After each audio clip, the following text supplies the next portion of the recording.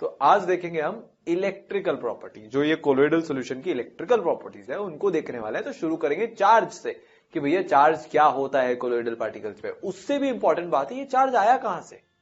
हमने तो कोई चार्ज दिया नहीं था कोलोइडल पार्टिकल्स को, फिर चार्ज कहां से आ गया, यही तो सवाल है। इसी का तो जवाब ढूंढना है, तो ढूंढते हैं। ओरिजिन ऑफ चार्ज, ये यहां पे मेन 100 बात की एक बात है, ठीक है। वेरियस रीजन, बहुत तरह के रीजन होते हैं जिसके कारण समझाया जाता है कि अच्छा इस तरीके से ओरिजिन ऑफ चार्ज आ सकता है। अलग अलग लोग, अलग अलग रीजन, अलग अलग उनके एक्सप्लेनेशन, जो भी लॉजिकल एक्सप्लेनेशन है उनको हम सुनेंगे, उनका हम एनालिसिस करेंगे, फिर देखेंगे कि क्या चल रहा है, ठीक है। तो पहला रीजन कि फ्रिक्शनल इलेक्ट्रिफिकेशन, फ्रिक्शन के कारण इलेक्ट्रिफिकेशन हो रहा है, ठीक है। क्यों? क्योंकि डिस्पर्स्ड फेज के पार्टिकल्स के साथ डिस्पर्जन मीडियम के पार्टिकल्स का हमेशा क्या चलता रहता है, फ्रिक्शन चलता रहता है। तो इसका एक बहुत ही मैं आपको कॉमन एग्जांपल दूंगा।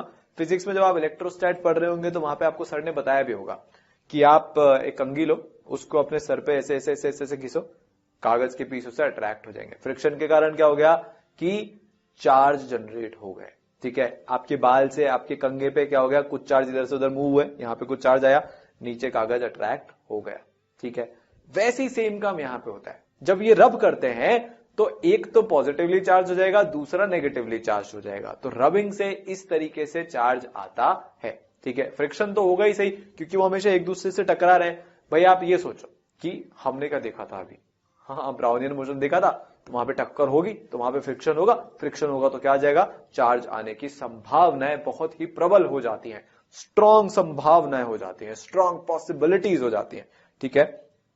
दूसरा, dissociation of the surface molecules, ये भी एक कारण हो सकता है। It leads to electric charge on colloidal particles, जो सरफेस के मॉलिक्यूल्स हैं उनका डिसोसिएशन हो सकता है। जैसा कि आपने सोप के केस में देखा था, जो हमारा मॉलिक्यूल आया था वो तो कैसे बन के आया था, NaCOO-R, कैसे बन के आया था, Na पे प्लस COO-R, ऐसा बन के आया था ये। पर जैसे ही ये सरफेस पे गया तो पानी ने तो जोर से Na प्लस को पकड़ के अलग कर लिया, बाहर भगा लिया। तो ये जो CO-R है, इस पे क्या आपको दिखा, नेगेटिवली चार्ज। तो ये हमारा क्या है, ये हमारा कोलोइडल पार्टिकल है, या फिर हम इसको बोल सकते हैं कि ये हमारा डिस्पर्स्ड फेज है। तो इस पे क्या आ गया, इस पे आपको एक चार्ज आता हुआ दिख रहा है जो कि है नेगेटिव चार्ज, ठीक है। For example, aqueous solution of a soap, sodium, हम इसको पैल्मिटेट या स्टेरेट जो भी है, जो भी आप सोप की तरह से यूज कर रहे हो, वो आयंस के रूप में डिसोसिएट हो जाता है, ठीक है। तो होता क्या है, आपके पास C15H31COONA, ये अलग टाइप का सोप है, ये क्या करेगा, ये डिसोसिएट हो जाएगा C15H31CO- और Na+ में, और इस पे क्या आ चुका है, चार्ज आ चुका है। देखे देखे यहां पे चार्ज आ गया, ठीक है। तो जो Na+ आयंस है वो तो सॉल्यूशन में पास हो जाएंगे, जबकि जो C15H31CO- है वो, उनकी टेंडेंसी होती है कि वो एग्रीगेट बना लेंगे due to weak attractive forces present in the hydrocarbon chain. तो आपने क्या देखा था, एक ऐसा गोला, गोले के अंदर घुसती हुई ये पूंछ, इतनी सारी ये पूंछ पूंछ पूंछ पूंछ, ठीक है। यहां पे एक इसको ऐसे बना लेते हैं हम, कीड़े मकोड़े जैसा लग रहा है, और यहां पे क्या है, negative negative negative negative negative negative. और अब अगर मैं आपसे बोलूं, आप अगर ध्यान से देखोगे तो ये पूरा हमारा क्या है, जो मैंने dotted arbitrary random non circular shape, क्योंकि सर्कुलर मेरे से बनता नहीं है, उसमें क्या है, डाल दिया है, ठीक है। तो ये जो है, ये हमारा कोलोइडल पार्टिकल है। क्या है, कोलोइडल पार्टिकल है, बस। और ये क्या दिख रहा है आपको, नेगेटिवली चार्ज दिख रहा है। तो ये दूसरा ओरिजिन हो सकता है चार्ज का, मतलब दूसरी थ्योरी है ये। जैसे यूनिवर्स के ओरिजिन की मनमान थ्योरी है, वैसे ही कोलिजन पे, मतलब कोलिजन क्या क्या कोलिजन तो पिछली बार देखा था, कोलोइड पे चार्ज आने की ये एक थ्योरी है, ठीक है। Thus, the anions which are of colloidal size bear negative charge. बहुत सिंपल है, बढ़िया है। Preferential adsorption of ions from solution, ये भी हो सकता है। ऐसा क्यों होगा, पर देखो जो आयंस हैं वो तो सॉल्यूशन का पार्ट है, तो उनकी साइज बहुत छोटी है, पर जो कोलोइड है उसकी साइज तो बहुत बड़ी है, डिस्पर्स फेज की। तो वो तो एक बढ़िया सी एक सरफेस की तरह से काम कर सकता है, जो कि छोटे आयंस को एड्सॉर्ब कर सकते हैं। यही होता है, आप आयंस को एड्सॉर्ब करोगे तो आयंस पे तो चार्ज, आप भी क्या हो जाओगे, आप भी हो जाओगे चार्ज्ड। बस यही खेल चल रहा है यहाँ पे, एग्जैक्टली यही सीन है जैसा आपको समझ में आ रहा है, ठीक है। तो charge on the colloidal particles is generally acquired by preferentially absorbing positive और negative ions from the electrolyte. इनकी पसंद होती है, जैसे आपकी पसंद होती है ये खाएंगे ये नहीं खाएंगे, तो सब कुछ खाना चाहिए। आपकी पसंद होती है ये खेलेंगे, आपकी पसंद होती है ऐसे कपड़े, ऐसा रंग, ऐसा कंप्यूटर, ऐसा मोबाइल, ऐसा ये, ऐसा वो। ऐसे ही जो कोलोइडल पार्टिकल्स होते हैं ना, वो भी बहुत चूजी होता है। भैया हम तो पॉजिटिव लेंगे, कुछ ऐसे भी होते हैं भैया हम तो नेगेटिव लेंगे। पॉजिटिव से हाय तौबा है हमारी, हम पॉजिटिव के पास नहीं जाएंगे, हम एब्जॉर्प्शन तो करेंगे पर नेगेटिव का करेंगे। ऐसे उनके भाई बंधु भी होते हैं, हम एब्जॉर्प्शन तो करेंगे पर पॉजिटिव का करेंगे, नेगेटिव से नहीं, भी पॉजिटिव रहेंगे हम। ठीक है, बस प्रेफरेंशियल एब्जॉर्प्शन हो जाता है पॉजिटिव या नेगेटिव आयंस का इलेक्ट्रोलाइट में से। ठीक है। सो AgCl पार्टिकल्स की अगर मैं बात करूं तो वो क्या करते हैं कि वो कभी कभी तो Cl- को भी एब्जॉर्ब कर लेते हैं, तो क्या हो जाएंगे, वो नेगेटिवली चार्ज हो जाएंगे। कभी कभी वो Ag+ को एब्जॉर्ब कर लेते हैं एक्सेस Ag+ आयंस में से, तो क्या हो जाएंगे, पॉजिटिवली चार्ज। तो अगर आपने एक्सेस Cl- डाल रखा है तो वो Cl- को एब्जॉर्ब कर लेंगे। अगर अब आपने एक्सेस Ag+ को डाल रखा है तो वो Ag+ को एब्जॉर्ब कर लेंगे। Cl- को करेंगे तो नेगेटिवली चार्ज हो जाएंगे, Ag+ को करेंगे तो पॉजिटिवली चार्ज डिस्पर्स्ड फेज के रूप में एग्जिस्ट करेंगे। ये यहां पे लिखा हुआ है। समझ में आई बात? देखो अब एक और तरीका है, ये क्या करते हैं, इलेक्ट्रॉन कैप्चर कर लेते हैं। हवा में इलेक्ट्रॉन घूम रहे, पकड़ा, खा गए। ओ हो, आपने वो बहुत सारी मूवीज में ऐसे पौधे होते हैं कार्निवोरस पौधे, उनके ऊपर कोई कीड़ा वीड़ा आके बैठा और ऐसे उनको यूं मुंह बंद हो जाता है और वो कीड़ा सीधा अंदर पेट में, पौधे के पेट में। वैसे ये भी होते हैं। तो क्या होता है कि एयर में इलेक्ट्रॉन घूम रहे होते हैं जब हम ब्रेडिग्स आर्क मेथड यूज करते हैं कोलोइड के प्रिपरेशन का। उस टाइम पे क्या करते हैं कि ये जो कोलोइडल पार्टिकल्स हैं हवा में से इलेक्ट्रॉनों को पकड़ के धर लेते हैं, कैप्चर कर लेते हैं, है ना। अब dissociation of molecular electrolytes on the surface of particles, ये भी एक तरीका है कि क्या होता है कि जो मॉलिक्यूलर इलेक्ट्रोलाइट्स होते हैं वो पार्टिकल्स के सरफेस पे क्या हो जाते हैं, डिसोसिएट हो जाते हैं। ठीक है, तो देखो H2S मॉलिक्यूल जैसे है तो वो एड्सॉर्ब हो जाएगा सल्फाइड्स पे ड्यूरिंग प्रेसिपिटेशन, प्रेसिपिटेशन के दौरान वो सल्फाइड पे एड्सॉर्ब हो जाते हैं। फिर क्या होता है, डिसोसिएशन हो जाता है H2S का, H+ आयंस भाग जाते हैं और कोलोइडल पार्टिकल्स जो है वो नेगेटिवली चार्ज हो जाते हैं।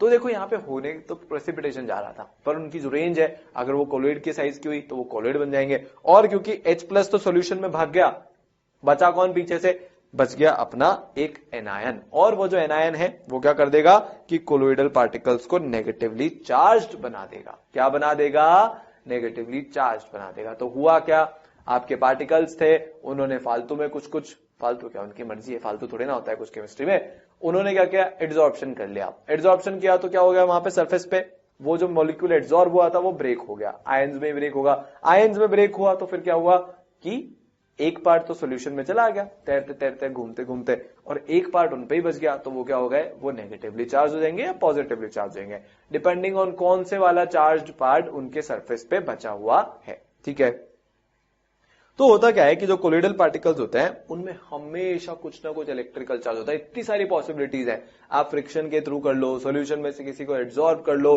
पूरे के पूरे मॉलिक्यूल को एड्सॉर्ब करके उसमें से एक पार्ट को ब्रेक करवा लो। इतने सारे तरीके हैं कि कोलोइडल पार्टिकल्स आपको हमेशा कुछ ना कुछ चार्ज लेते हुए, घूमते हुए, मतलब चार्ज उनके ऊपर होगा और इधर उधर घूमते हुए आपको वो दिख जाएंगे। ठीक है, The nature of this charge is the same on all the particles in a given colloidal solution, and ये पॉजिटिव भी हो सकता है और ये नेगेटिव भी हो सकता है। भाईचारा बहुत है, एक के पास जैसा होगा दूसरे के पास भी वैसा होगा, किसी के पास ना ज्यादा किसी के पास ना कम, इसलिए ये खुश रहते हैं, मस्त रहते हैं, चुस्त रहते हैं, है ना।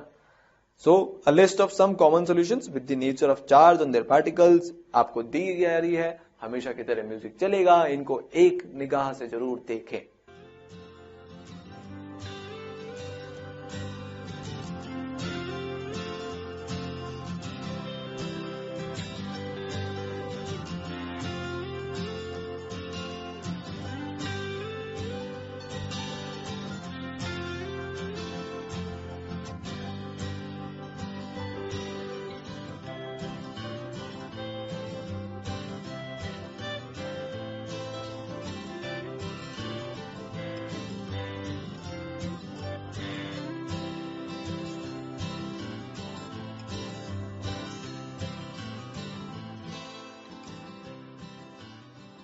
तो चार्ज आने के हमने जितने भी तरीके देखे ना, उसमें से सबसे ज्यादा वाइडली एक्सेप्टेड तरीका है वो है प्रेफरेंशियल एड्सॉर्प्शन ऑफ आयंस। ये सबसे ज्यादा एक्सेप्टेड रीजन है, सबसे ज्यादा लोग साइंटिफिक कम्युनिटी में इसी को मानते हैं। तो अपन इसी पे आगे बिल्डअप करते हैं अब, ठीक है। सोल्यूशन पार्टिकल्स एक्वायर कर लेते हैं पॉजिटिव और नेगेटिव चार्ज बाय प्रेफरेंशियल, ये हम ऑलरेडी देख चुके हैं। भाई प्रेफरेंशियल एड्सॉर्प्शन होगा, नेगेटिव का हुआ तो नेगेटिवली चार्ज हो जाएंगे, पॉजिटिव का हुआ तो पॉजिटिवली चार्ज हो जाएंगे, ठीक है। जब दो या दो से ज्यादा आयंस प्रेजेंट होंगे डिस्पर्जन मीडियम में, तो preferential adsorption of the ion common to colloidal particle usually takes place, मतलब उनमें से किसी एक का जो है प्रेफरेंशियल एड्सॉर्प्शन हो जाएगा, ठीक है। ये हम एक्सप्लेन कर सकते हैं by taking the following examples. तो अभी हम इसको एग्जांपल से देखने वाले हैं। जैसे कि जब सिल्वर नाइट्रेट सॉल्यूशन को आप ऐड करते हो पोटेशियम आयोडाइड सॉल्यूशन में, तो जो सिल्वर आयोडाइड होता है वो आयोडाइड आयंस को एब्जॉर्ब करता है डिस्पर्जन मीडियम में से, और नेगेटिवली चार्ज कोलोइड सॉल्यूशन यहां पे बनता है, ठीक है। तो देखो जो सिल्वर आयोडाइड है, जो हमारा अभी कोलोइडल पार्टिकल्स देगा, डिस्पर्स फेज देगा, वो उसके पास क्या क्या ऑप्शन है ये देखो। अब या तो वो पोटेशियम को जो है एड्सॉर्ब कर सकता है, या फिर वो नेगेटिव आयोडीन को एड्सॉर्ब कर सकता है, नाइट्रेट को एड्सॉर्ब कर सकता है, पर करेगा किसको? या सिल्वर प्लस को भी एड्सॉर्ब कर सकता है, पर इस केस में किसको एड्सॉर्ब कर रहा है? वो एड्सॉर्ब कर रहा है आयोडाइड आयंस को, और नेगेटिवली चार्ज हो रहा है। ये एक एग्जांपल। अगले एग्जांपल पे जाते हैं। तो अभी हमने क्या किया कि अभी हमने पोटेशियम आयोडाइड के सॉल्यूशन में सिल्वर नाइट्रेट को मिलाया, पर अगर अब आप इसका एकदम उल्टा कर दो, उल्टे से मेरा क्या मतलब है कि इस बार आप ये करो क्या कि आप जो है सिल्वर नाइट्रेट के सॉल्यूशन में पोटेशियम आयोडाइड को डालो। इस बार हम कुछ अलग कर रहे हैं। हमने पिछली बार इसका एकदम उल्टा किया था। हमने पिछली बार क्या किया था कि हमने पोटेशियम आयोडाइड के सॉल्यूशन में सिल्वर नाइट्रेट डाला था। इस बार हमने उसका एग्जैक्ट उल्टा किया। पहले हमने सिल्वर नाइट्रेट रखा, फिर हम ड्रॉप बाय ड्रॉप जो है KI सॉल्यूशन को ऐड करते गए। जब आप ऐसा करोगे तो एक बहुत ही इंटरेस्टिंग और दिमाग हिलाने वाली घटना यहां पे घटित होगी कि जो है Ag+ का एड्सॉर्प्शन होगा, इस बार I- का एड्सॉर्प्शन नहीं होगा, और जो आपका डिस्पर्स्ड फेज है वो क्या हो जाएगा? वो पॉजिटिवली चार्ज हो जाएगा, ठीक है। तो प्रेफरेंशियल एड्सॉर्प्शन हो रहा है यहां पे, है ना। सो AgI अगर आप ऐड कर रहे हो तो I-, मतलब अगर आपने ऐड किया था क्या, आपने अगर ऐड किया था शुरुआत में AgNO3 के सॉल्यूशन में KI, तो क्या हुआ था कि I- एड्सॉर्ब हुआ था। तो ये जो आपको AgI जो आपका सॉल या फिर डिस्पर्स्ड फेज है, इसको डिस्पर्स्ड फेज लिखते हैं हम, ये जो आपका डिस्पर्स्ड फेज बनाएगा सब्सटेंस, वो आपको नेगेटिवली चार्ज दिखेगा। अगर Ag+ हुआ यहां पे एड्सॉर्ब, तो जो आपका डिस्पर्स्ड फेज है वो आपको पॉजिटिवली चार्ज दिखेगा। सिंपल है। चलें आगे, चलो। सिमिलरली आप FeCl3 का एग्जांपल ले सकते हो। अगर आप एक्सेस हॉट वाटर में FeCl3 को डालोगे तो एक पॉजिटिवली चार्ज सॉल्यूशन बनता है हाइड्रेटेड फेरिक ऑक्साइड का, क्योंकि Fe3+ आयन का यहां पे एड्सॉर्प्शन हो गया है। अच्छा, अब पर अगर आप फेरिक क्लोराइड में NaOH, मतलब आप फेरिक क्लोराइड मिलाओगे NaOH में, तो एक नेगेटिवली चार्ज सॉल्यूशन बनता है, क्योंकि यहां पे OH- का एड्सॉर्प्शन हो जाएगा। तो जनरली क्या करते हैं, हम दो अलग अलग सॉल्यूशन लेते हैं, उनको मिलाते हुए देखते हैं, है ना। अब हमने मिला तो दिया, अब प्रॉब्लम यह है कि आप पता कैसे लगाओगे कि हमारे डिस्पर्जन मीडियम पे कौन सा चार्ज है और डिस्पर्स फेज पे कौन सा चार्ज है। वो तो कोलोइड बना के रह रहे हैं ना। एक ये बहुत बड़ी प्रॉब्लम है जिसका सोल्यूशन अब अभी हम ढूंढेंगे थोड़े से टाइम में, है ना। अभी के लिए क्या सीखा? प्रेफरेंशियल एड्सॉर्प्शन हो रहा है, और उसके थ्रू हम समझा सकते हैं कि जो भी कोलोइडल पार्टिकल्स पे चार्ज आया है वो क्यों आया है, कहां से आया है, वगैरह वगैरह, ठीक है।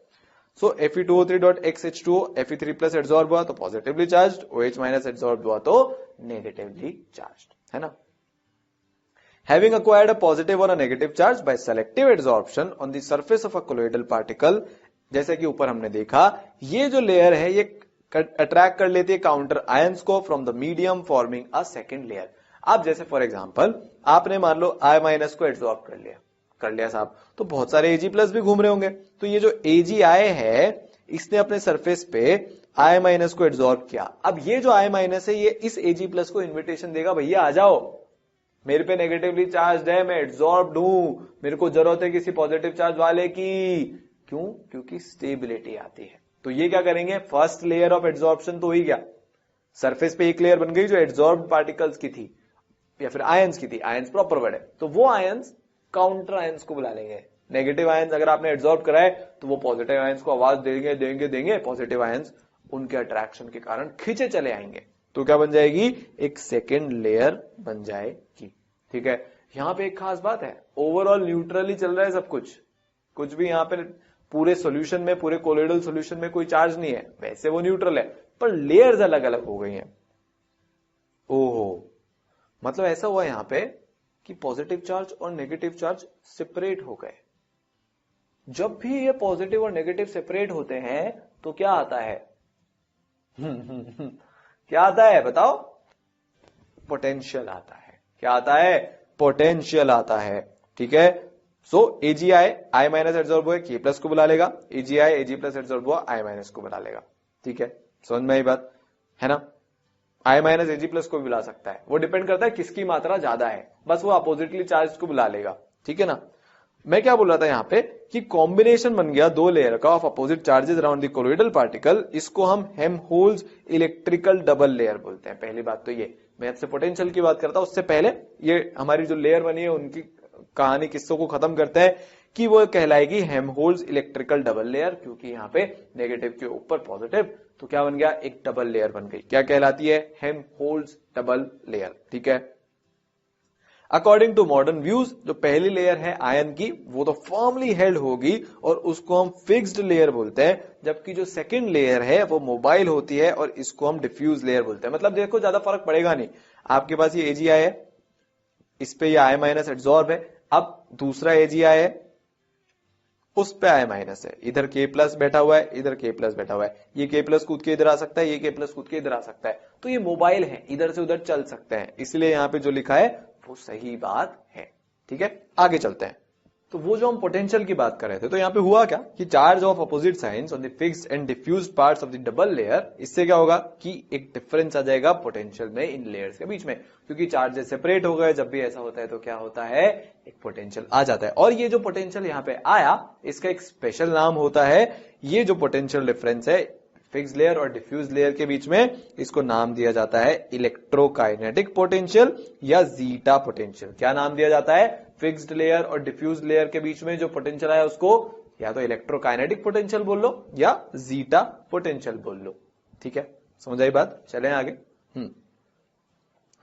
Presence of equal and similar charges on colloidal particles, ये रिस्पॉन्सिबल होता है स्टेबिलिटी पहुंचाने के लिए, क्योंकि वहां पे क्या हो गया, क्योंकि वहां पे आप सोचो, एक बार सोच के देखो कि नेगेटिव चार्ज और पॉजिटिव चार्ज पास पास हैं, तो इससे क्या होगा कि बहुत ज्यादा एनर्जी रिलीज होगी, बहुत ज्यादा एनर्जी रिलीज होगी, तो क्या आएगी, स्टेबिलिटी आएगी, किसमें, कोलोइडल सॉल्यूशंस में, क्योंकि जो रिपल्सिव फोर्सेस हैं चार्ज पार्टिकल्स के बीच में हैविंग सेम चार्ज।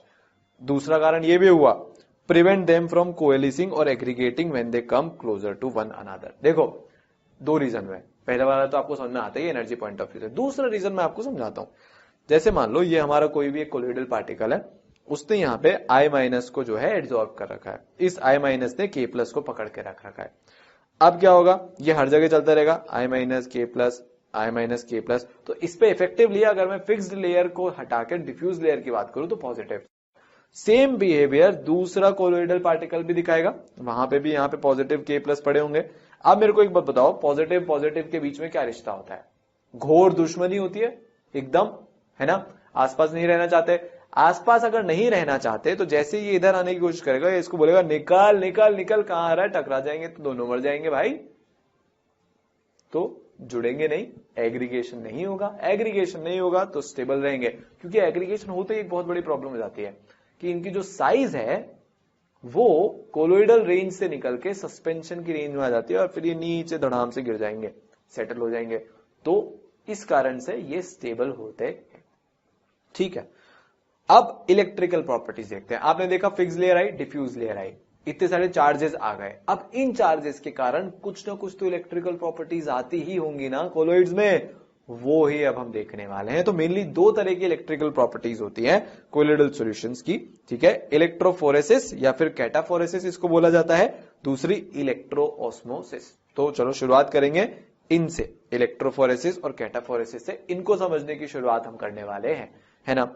सो इलेक्ट्रोफोरेसिस या कैटाफोरेसिस क्या होता है, ये एक कोलोइडल सॉल्यूशन में कोलोइडल पार्टिकल जो होते हैं वो इलेक्ट्रिकली चार्ज होते हैं, ये हम देख चुके हैं, और डिस्पर्जन मीडियम का इक्वल बट अपोजिट चार्ज होगा, तभी तो जाके क्या होगा, यहाँ पे इलेक्ट्रिकल न्यूट्रलिटी मेंटेन होगी, वरना इलेक्ट्रिकल न्यूट्रलिटी कैसे मेंटेन करोगे? सिर्फ कोलोइडल पार्टिकल्स को चार्ज दे दोगे तो फिर तो इलेक्ट्रिकली न्यूट्रल तो होना पड़ेगा। इसका मतलब कोलोइडल पार्टिकल्स कुछ चार्ज और जो डिस्पर्जन मीडियम है वो उसका एकदम अपोजिटली इलेक्ट्रिकली चार्ज्ड।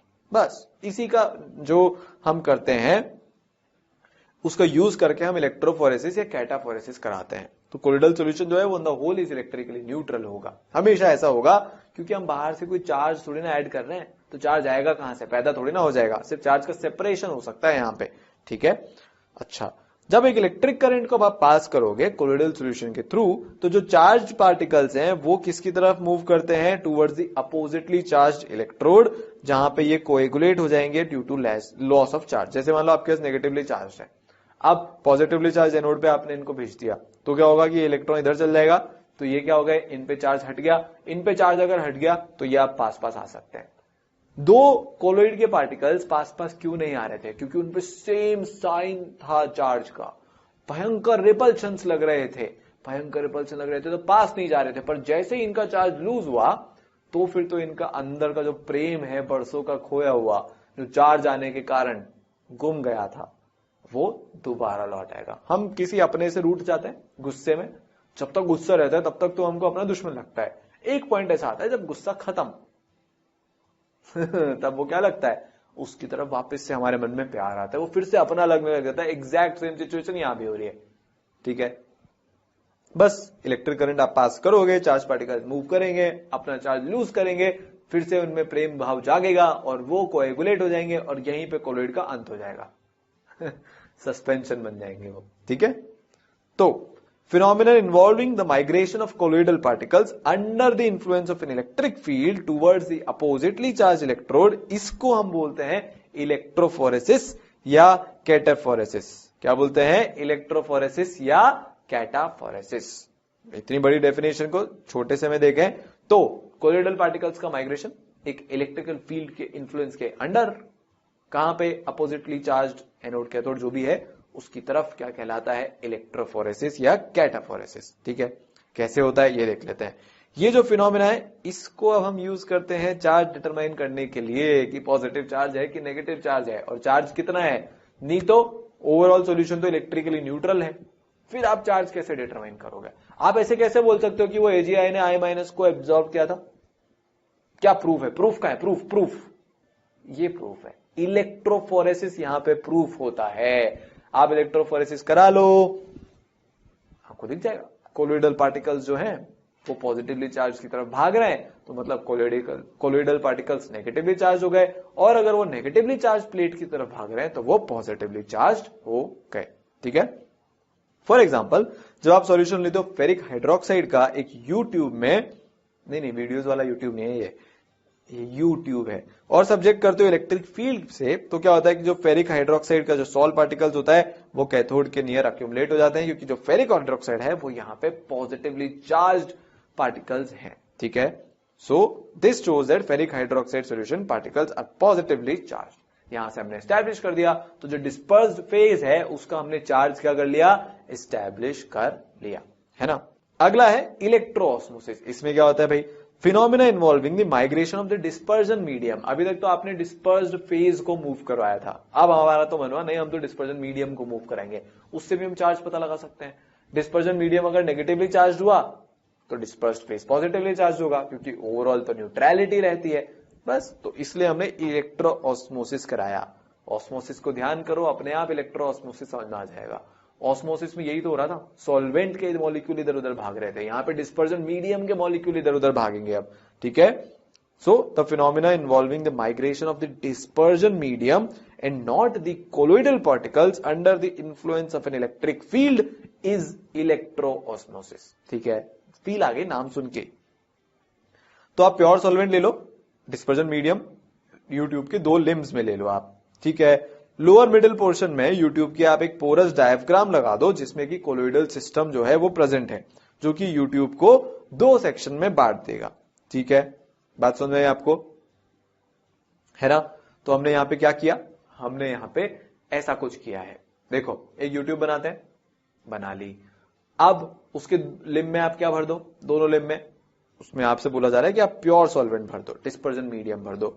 और लोअर मिडिल पोर्शन में यूट्यूब के आप क्या करो कि एक पोरस डायफ्राम लगा दो जिसमें कि कोलोइडल सिस्टम प्रेजेंट है, जो कि यूट्यूब को 2 सेक्शन में बांटता है। अच्छा, फिर क्या करो, होगा क्या कि हर सेक्शन ऑफ यूट्यूब एक इलेक्ट्रोड प्रेजेंट है, इलेक्ट्रोड प्रेजेंट है, बहुत बढ़िया।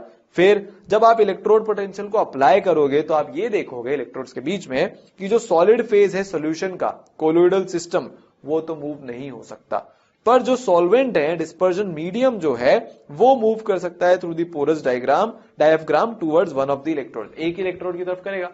क्यों? क्योंकि वहां पे जो डिस्पर्जन मीडियम के ऊपर चार्ज होगा उसकी जो अपोजिटली चार्ज प्लेट होगी वहीं पे तो जाएगा। तो आपको पता लग गया, अगर वो पॉजिटिव की तरफ गया तो नेगेटिवली चार्ज है। कौन? Dispersion medium. तो डिस्पर्स फेज कौन सा चार्ज हो गया? Positive charge. तो यहां पे एक ट्रिक है कि डिस्पर्जन मीडियम जिस तरफ जा रहा है डिस्पर्स फेज का चार्ज वही है। समझ में आ गया ना? ये ट्रिक है, ठीक है। बस, तो ये इलेक्ट्रोऑस्मोसिस होता है ना। The direction of migration of dispersion medium due to electroosmosis determines the charge on solution, ठीक है ना। Particles example, if the dispersion medium move towards the cathode solution, तो फिर चार्ज क्या हो जाएगा? पॉजिटिव चार्ज हो जाएगा, ठीक है। Particles are also negatively charge because the dispersion medium is positively charge. जो मैं आपको ट्रिक बोल रहा था वो है ये। On the whole colloidal solution is neutral, ठीक है। समझ में ये बात? तो डिस्पर्जन मीडियम अगर गया नेगेटिव की तरफ, this implies dispersion medium positive है। डिस्पर्जन मीडियम पॉजिटिव है तो मतलब डिस्पर्स्ड फेज एग्जैक्ट उल्टा चार्ज रखेगा, तो this implies dispersed phase is equal to क्या हो गया हमारा? Negatively charged. बस, तो नेगेटिव नेगेटिव भाई भाई, यहां पे यही लिख रहा है, ठीक है। समझ में ये बात? तो ये तो क्या हो गई भाई? इलेक्ट्रिकल प्रॉपर्टीज हो गई किसकी? कोलोइडल सिस्टम्स की, कोलोइड्स की। अब आप एक शब्द बहुत देर से सुनते आ रहे हो, कोएगुलेशन कोएगुलेशन कोएगुलेशन। क्या होता क्या है ये कोएगुलेशन? ये तो बता दो कभी। अब समय आ गया है तो अब बता देंगे, बिल्कुल तैयार हो जाओ अगले लेक्चर में।